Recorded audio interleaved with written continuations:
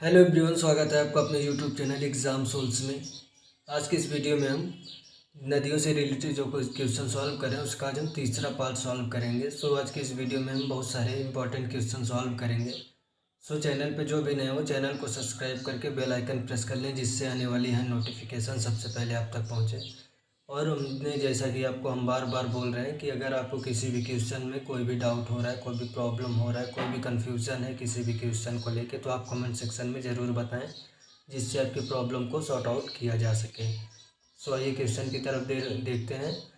और हर बार की तरह इस बार भी अगर आपको किसी भी क्वेश्चन का आंसर अगर ऑलरेडी पता है तो आप कमेंट सेक्शन में बता सकते हैं। तो आइए क्वेश्चन की तरफ चलते हैं। आपको यहाँ क्वेश्चन दिया गया है, कावेरी नदी का उद्गम स्थल है। तो देखिए कावेरी नदी का उद्गम स्थल क्या है, तो आपका ऑप्शन है तुरुचि, मैसूर, ब्रह्मगिरी, अमरकंटक। तो देखिए कावेरी का उद्गम स्थल क्या है, तो कावेरी का उद्गम स्थल आपका है ब्रह्मगिरी। यहाँ पे देखिए आपका सी वाला ऑप्शन जो दिया गया है ब्रह्मगिरी। देखिए कावेरी जो है कर्नाटक तथा उत्तरी तमिलनाडु से बहने वाली एक सदानीय नदी है। यह पश्चिम घाट से पर्वत ब्रह्मगिरी से निकलती है, जिसकी लंबाई कितनी है, तो इसकी लंबाई लगभग 800 किलोमीटर है। और यह दक्षिण से पूर्व में प्रवाहित होकर कावेरी नदी बंगाल की खाड़ी में मिली है। तो आपको इतना याद रखना है। अगला देखिए, तो यहाँ पे देखिए कावेरी नदी गिरती है। तो कावेरी नदी कहाँ गिरती है, देखिए अभी हम आपको बताया। तो कावेरी नदी कहाँ पे गिरती है, बस आपको थोड़ा सा ध्यान देना है। तो यहाँ पे देखिए अभी हम जस्ट पहला क्वेश्चन आपको बताए हैं। तो कावेरी नदी कहाँ पे गिरती है, अगर आपको पता हुआ तो आप बता सकते हैं। तो यहाँ पे देखिए आपका ऑप्शन है बंगाल की खाड़ी में, अरब सागर में, पाक जलडमरू मध्य में और खंभात खाड़ी में। तो देखिए कावेरी नदी कहाँ गिरती है, तो कावेरी नदी जो है आपका बंगाल की खाड़ी में गिरती है। हमने आपको पहले ही बताया, पहले ही क्वेश्चन आपका था इससे रिलेटेड। तो देखिए कावेरी नदी कहाँ गिरती है, तो वो आपका बंगाल की खाड़ी में गिरती है। अगला क्वेश्चन देखिए, आपका यहाँ अगला क्वेश्चन दिया गया है, कावेरी नदी जल विवाद मुख्यतः किन दो राज्यों के मध्य है। देखिए कावेरी नदी जल विवाद मुख्यतः किन दो राज्यों में है, तो यहाँ पे देखिए आपका ऑप्शन है मध्य प्रदेश एवं तमिलनाडु, केरल एवं कर्नाटक, केरल एवं तमिलनाडु और कर्नाटक एवं तमिलनाडु। तो देखिए कावेरी नदी का जल विवाद मुख्यतः किन दो राज्यों के मध्य है, तो ये आपका है। देखिए कावेरी नदी के जल के बंटवारे को लेकर तमिलनाडु और कर्नाटक राज्यों में गंभीर विवाद है। कहाँ पे इसका विवाद चल रहा है, तो इसका विवाद जो है वो कर्नाटक और तमिलनाडु में चल रहा है। तो यहाँ पे देखिएगा कावेरी नदी के जल के बंटवारे को लेकर तमिलनाडु और कर्नाटक राज्यों में गंभीर विवाद है, जिससे कावेरी नदी के डेल्टा पर अच्छी खेती होती है। इसके पानी को लेकर दोनों राज्यों में विवाद है। तो देखिए इस विवाद को लोग कावेरी जल विवाद कहते हैं। तो इतना आपको याद रखना है। और देखिए आगे यहाँ पे देखिए कावेरी नदी पर तमिलनाडु के देखिएगा होंगे जलप्रपात पर कर्नाटक राज्यों की भार चुक्की तथा बलमुची जलप्रपात अवस्थित है। तो यहाँ पे देखिएगा आपको पता हुआ कि कावेरी नदी किन दो राज्यों का जल विवाद है। आइए अगला क्वेश्चन देखते हैं। अगला क्वेश्चन यहाँ पे आपका है, निम्नलिखित में से किस नदी को उसकी पवित्रता के कारण उसको दक्षिण भारत में गंगा के नाम से जाना जाता है। देखिए अभी क्वेश्चन आपका इम्पोर्टेंट है। तो ऑप्शन है आपका महानदी, गोदावरी, कृष्णा, कावेरी। तो देखिए किस नदी को उसकी पवित्रता के कारण दक्षिण भारत में गंगा के नाम से जाना जाता है, तो देखिए वो आपका है कावेरी नदी। कौन सी नदी है आपको, तो वो कावेरी नदी है। देखिए कावेरी नदी के डेल्टा पर जो अच्छी खेती होती है, इसके पानी को लेकर दो राज्यों में विवाद है। तो यहाँ पे देखिएगा इस विवाद को लोग कावेरी जल विवाद कहते हैं। इस विवाद को क्या कहते हैं, कावेरी जल विवाद कहते हैं। तो ये देखिए कावेरी नदी पर तमिलनाडु से होंगे नक्कल जलप्रपात तथा कर्नाटक के राज्य में भरचुक्की और बालमुरी जलप्रपात जो वो अवस्थित है। इसे दक्षिण भारत की गंगा भी कहा जाता है। तो इतना आपको याद रखना है, दक्षिण भारत की गंगा भी कहा जाता है। अगला क्वेश्चन देखिए, आपको यहाँ अगला क्वेश्चन दिया गया है,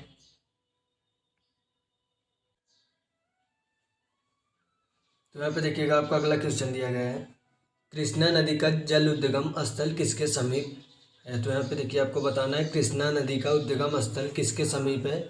तो आपका ऑप्शन है महाबलेश्वर, जल जलमंडल, खंडाला और पंचमढ़ी। तो देखिए कृष्णा नदी का उद्गम स्थल किसके समीप है? तो आपका यहाँ पे ऑप्शन है महाबलेश्वर। देखिए कृष्णा नदी जो भारत के बहने वाली एक नदी है और यह पश्चिम घाट के पर्वत महाबलेश्वर से निकलती है और इसकी लंबाई लगभग 1400 किलोमीटर। इसकी लंबाई कितनी है? तो इसकी लंबाई लगभग 1400 किलोमीटर है। यह दक्षिण पूर्व राज्य यानी कि महाराष्ट्र, कर्नाटक, तेलंगाना, आंध्र प्रदेश से बहती हुई बंगाल की खाड़ी में जाकर गिरती है। अगला क्वेश्चन देखिए,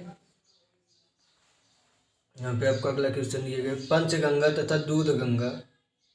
यहाँ पे देखिए क्वेश्चन है आपका पंचगंगा तथा दूध गंगा किसकी सहायक नदी है? तो यहाँ पे आपका ऑप्शन है कृष्णा, गोदावरी, गंगा और झेलम। तो देखिए पंचगंगा और दूध गंगा किसकी सहायक नदी है? तो यहाँ पे देखिएगा आपका कृष्णा नदी की सहायक नदी है। किसकी सहायक नदी है? तो आपका यहाँ पे कृष्णा नदी की सहायक नदी है पंचगंगा और दूध गंगा। अगला क्वेश्चन देखिए, आपको यहाँ अगला क्वेश्चन दिया गया है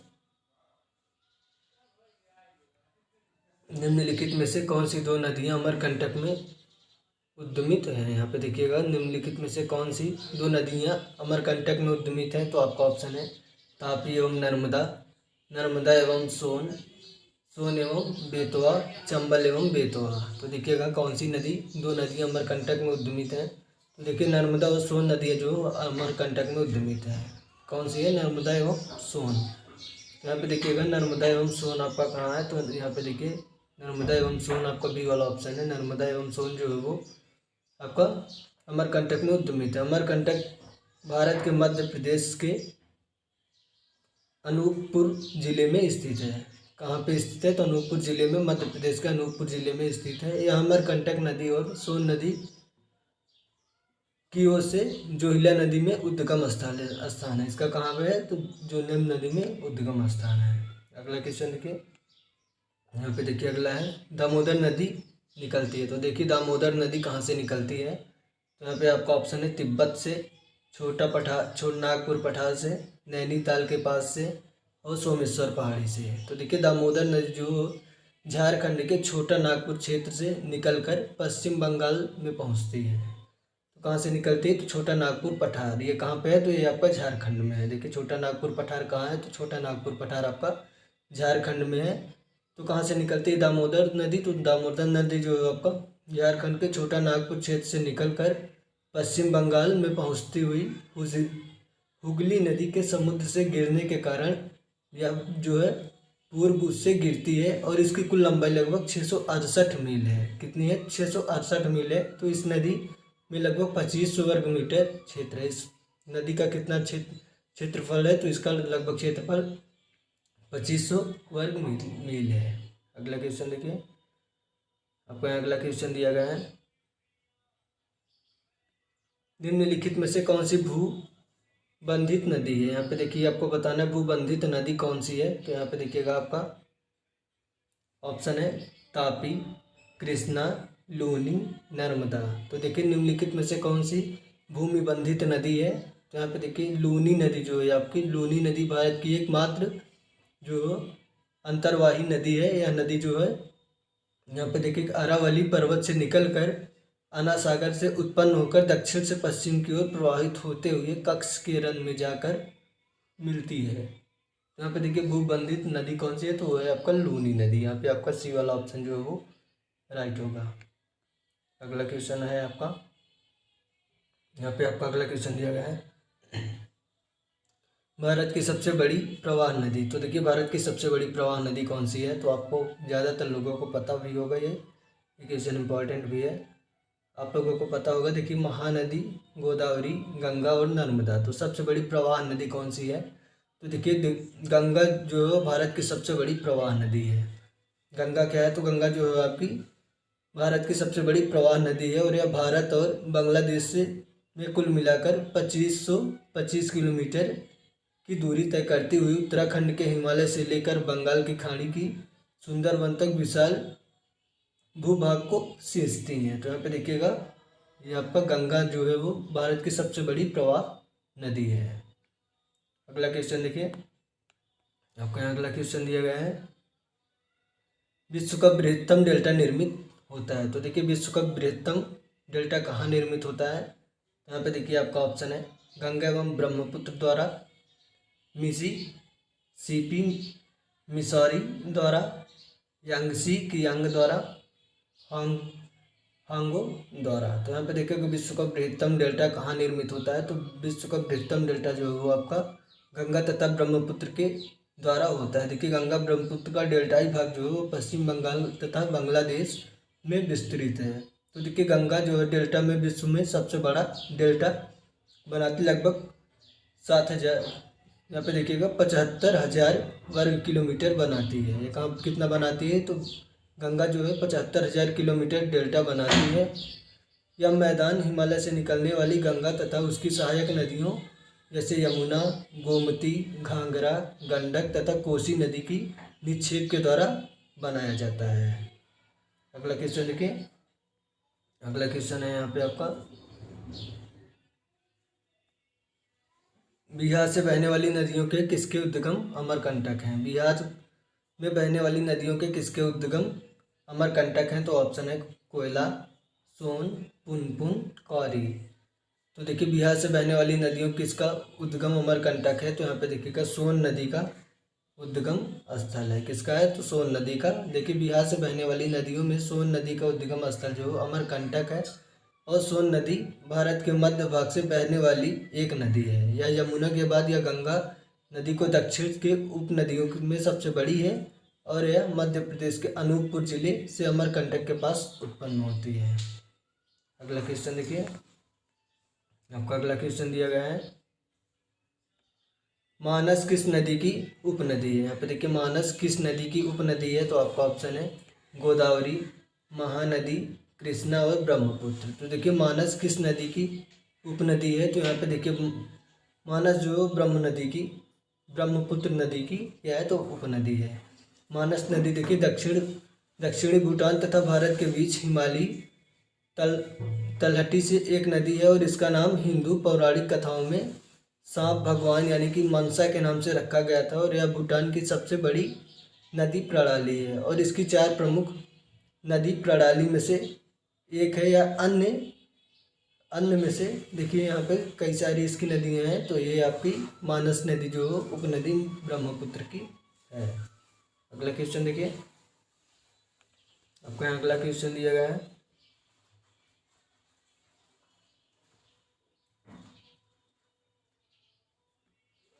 कौन सी नदी भ्रंश द्रोणी से होकर बहती है। कौन सी नदी भ्रंश द्रोणी से होकर गुजरती है, तो ऑप्शन नर्मदा, सोन, गोदावरी, कावेरी। तो देखिए कौन सी नदी भ्रंश द्रोणी से होकर गुजरती है, तो देखिएगा नर्मदा और ताप्ती नदियाँ जो भ्रंश घाटियों से होकर गुजरती और बहती हैं। इसका कारण यह है कि नदियाँ जो अरब सागर में भी गिरती हैं। यहाँ पे देखिए नर्मदा और ताप्ती नदी, यहाँ पे देखिए आपका ऑप्शन नर्मदा दिया, ताप्ती नहीं दिया गया है। तो यहाँ पे आपका ए वाला ऑप्शन राइट होगा। नर्मदा नदी जो है वो भ्रंश घाटियों से होकर बहती हैं, और यही कारण है कि यह नदियाँ जो है अरब सागर में गिरती हैं। कौन कौन सी नदी, नर्मदा और ताप्ती। तो यहाँ पे आपका इस ऑप्शन में केवल नर्मदा दिया गया है, सो आपका नर्मदा राइट होगा। अगला देखिए, आपको यहाँ अगला क्वेश्चन दिया गया है, निम्न नदियों में से सबसे अधिक पथ परिवर्तन किया है। तो देखिए निम्नलिखित में से कौन सी नदियों ने सबसे अधिक पथ परिवर्तन किया है। तो यहाँ पे ऑप्शन है सोन नदी, गंडक नदी, कोसी नदी और गंगा नदी। तो कौन सी नदी आपका देखिए यहाँ पे सबसे अधिक पथ परिवर्तन किया है, तो यहाँ पे आपका देखिए कोसी नदी जो है, यहाँ पे आपका देखिए सी वाला ऑप्शन, कोसी नदी जो है उपरोक्त में से सबसे अधिक पथ परिवर्तन जो है कोसी नदी ने किया है। कोसी नदी नेपाल के हिमालयों से निकलती है, और यह बिहार के भीमनगर रास्ते से भारत में दाखिल होती है। इसमें आने वाले बाढ़ से बिहार बहुत ज़्यादा तबाही होती है। बिहार में क्या होती है, तो इससे बहुत ज़्यादा तबाही होती है, जिससे इस नदी को बिहार का अभिशाप या फिर बिहार का शोक भी कहा जाता है। इसको हमने आपको पहले ही बता दिया था कि कोसी नदी को बिहार का शोक कहा जाता है या बिहार का अभिशाप कहा जाता है। अगला क्वेश्चन देखिए, आपका यहाँ अगला क्वेश्चन दिया गया है, हिमालय काटकर एवं बहकर आने वाली नदियाँ हैं। तो देखिए हिमालय को काटकर और बहकर आने वाली नदियाँ कौन सी हैं, तो आपका ऑप्शन है सतलज, सिंधु, गंगा, ब्रह्मपुत्र, सतलज और सिंधु, और आपका सी है ब्रह्मपुत्र, सिंधु और गंगा, और डी है आपका सतलज, ब्रह्मपुत्र और यमुना। तो यहाँ पे देखिएगा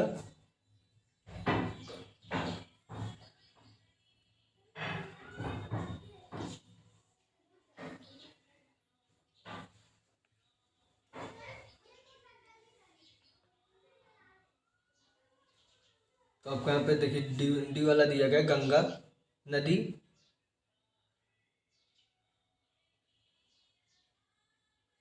तो देखिए कौन सी नदी काट कर आती है, यहाँ पे देखिएगा आप, ये रहा आपका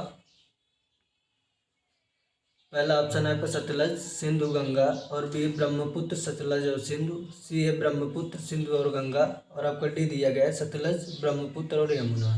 तो देखिए हिमालय से काट कर एवं बह कर आने वाली कौन सी नदियाँ हैं, तो आपका है यहाँ पे देखिए ब्रह्मपुत्र, सतलज और सिंधु। यहाँ पे देखिए आपका बी वाला ऑप्शन जो दिया गया है, अपन वहाँ से मिलकर विकसित होती है जब यह कोई नदी अपने मार्ग से आने वाली भौतिक बाधाओं को काटते हुए अपनी पुरानी घाटी भी प्रवाहित होती है, तो इसका अप्रवाह जो वो प्रतिरूप के नदियों के द्वारा सरित अपहरण के द्वारा हो जाता है। तो यहाँ पे देखिए वो कौन कौन सी नदी है, तो आपका सिंधु, सतलज, ब्रह्मपुत्र, भागीरथी, तीस्ता आदि नदियाँ जो वो हिमालय को काटकर बहकर आती हैं। तो यहाँ पे देखिए आपका दिया गया है इसमें ब्रह्मपुत्र, सतलज और सिंधु, और इसके साथ कौन कौन सी नदी, भागीरथी हुआ, तीस्ता नदी हुआ, ये सारी नदियाँ जो हिमालय को काट कर आती हैं।